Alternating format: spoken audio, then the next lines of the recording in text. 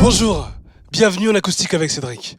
Nous recevons aujourd'hui un artiste multi-instrumentiste, David Obel. Bonjour. Bonjour. Ça va ? Très bien, et toi ? Ça va très bien.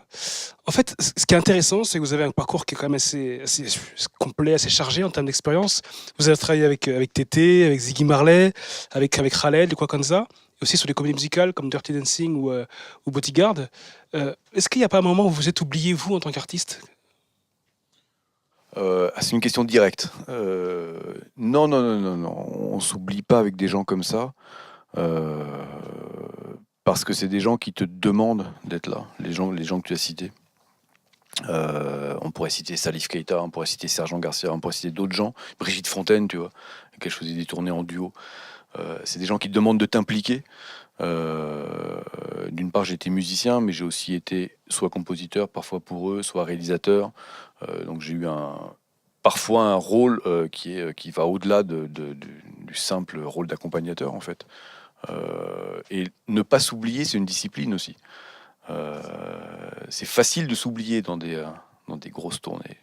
T'en as parlé tout à l'heure, t'en as fait, tu sais ce que c'est. C'est facile d'être tranquille dans un grand hôtel, etc. Non, c'est une discipline d'essayer de conserver à la fois la foi dans ce que tu fais et l'énergie et ce pourquoi tu fais de la musique, en fait. Voilà. La musique, elle peut revêtir plein de différentes facettes. Artiste, je t'appelle artiste j'imagine quand tu es en solo ou quelque chose comme ça, mais on est souvent des artisans au service d'autres gens, mais on fait néanmoins de la musique, et en tout cas, quand tu montes sur scène, tu es censé donner quelque chose. En tout cas, tu essayes de le faire. Le public s'y trompe pas, hein, de toute façon, c'est cette sorte de générosité que tu essayes de donner, et c'est ça qui fait que, non, tu t'oublies pas, en fait.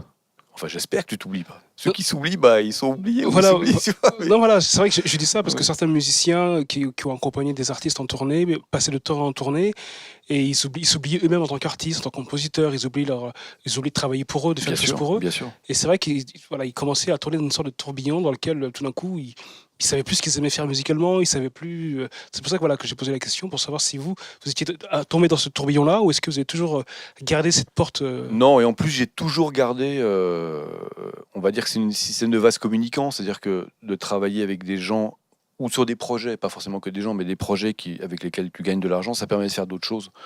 Et c'est comme ça qu'elle fonctionne, la vie, de toute façon. C'est une chose nourrit l'autre, financièrement et artistiquement, évidemment. Donc en tout cas, c'est comme ça que je fonctionne et que j'ai toujours fonctionné. Donc j'ai toujours gardé des projets à côté, qui soient des projets instrumentaux ou plus des projets de niche, tu vois. Mais ça a toujours été quelque chose d'important, quoi. Ça, c'est clair, évidemment. D'accord. Et en tant que compositeur, quelle est pour vous la différence ? Est-ce qu'il y a une différence pour vous quand vous composez pour vous ou composez pour les autres ? Est-ce que tout d'un coup, vous vous mettez dans la peau il y a un autre David Obel, ou c'est le même qui compose pour différents projets ? C'est le même.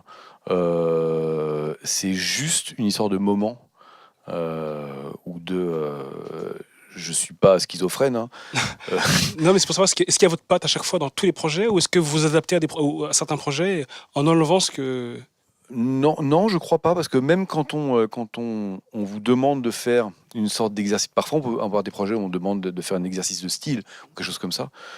En fait, ça dure jamais très longtemps, cet exercice de style-là. C'est-à-dire qu'il y a toujours quelque part un bout de soi qui revient dedans. Tout est histoire d'investissement, mais c'est histoire de moment, en fait, surtout.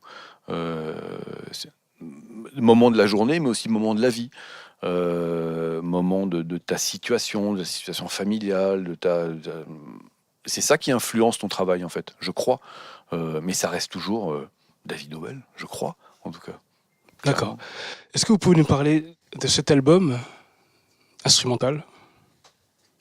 C'est mon premier album sous mon nom en trio. D'accord. Je l'ai fait d'une manière assez curieuse. C'est-à-dire que, en fait, c'est une répétition qui est enregistrée. C'est-à-dire que je suis arrivé en répétition. Je me dis, tiens, j'ai écrit pendant quelques mois en me disant, je vais en faire quelque chose. J'ai envie d'en faire quelque chose.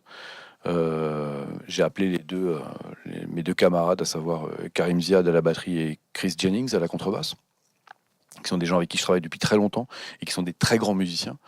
à la fois sur la scène internationale. Karim, il travaillait avec Zawinul pendant très longtemps, mais aussi avec Mami, enfin, des gens très très éclectiques, en tout cas dans leur manière de travailler. Chris, c'est pareil, entre Dafer Youssef, Tigran, Amassian, machin, c'est quand même des choses très très larges, et de la pop aussi, parce que il n'y a pas de saut métier, où il n'y a pas de niveau dans les choses. Et en fait, je leur ai donné les morceaux une semaine avant, ils ont regardé, ils ont bien aimé, très bien, et on est arrivé, je me dis, bon, on va répétons. Et je suis quand même arrivé dans un truc, je me dis, bon, je vais quand même me mettre dans une situation de multi-rec, enfin d'enregistrement qui pouvait être définitif. Et c'est ce qui s'est passé. D'accord. Ce qui fait qu'en une session de 2 heures, on a mis l'album dans la boîte, en fait. D'accord, ok. Et je trouve ça chouette dans le côté. C'est un petit peu comme quelqu'un qui trace un caractère chinois, en fait, ça va vite. On a l'expérience de le faire, on a la connaissance de le faire. Parfois, il faut pas trop répéter, en réalité, comme on dit. Parfois, trop de répétition t'entraîne sur une mauvaise énergie. Ça, c'est vrai. Voilà, c'était pas le cas du tout. mais le résultat, on était assez bluffés, en fait. C'était marrant, quoi. On s'est regardé, je dis bon, ok, on va le garder en fait comme un disque, on va pas s'embêter, quoi. Puis voilà. D'accord. En tout cas, j'ai pas encore entendu David Obel avec son trio, avec la formation trio, mais je l'ai entendu en piano solo, et honnêtement, on a tous dans l'équipe là adoré ce qu'il a fait. Maintenant, c'est à vous d'écouter monsieur David Obel au piano en acoustique avec Cédric. David Obel en live. Merci beaucoup.